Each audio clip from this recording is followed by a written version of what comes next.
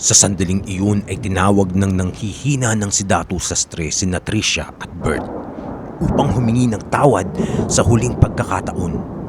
Subalit, ito lamang ang nakayanan ng natitira niyang lakas.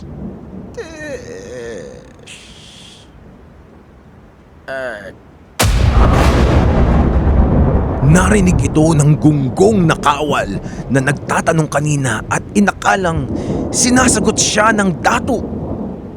T-shirt? T-shirt? T-shirt!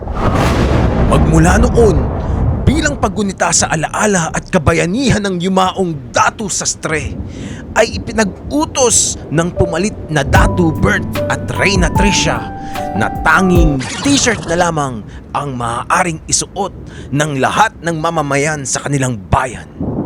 Ikinatuwa naman ito ng lahat dahil bukod sa komportable, madaling isuot at napaka-porma pa nito, kung kaya't nananatili ang popularidad ng t-shirt hanggang sa kasalukuyan.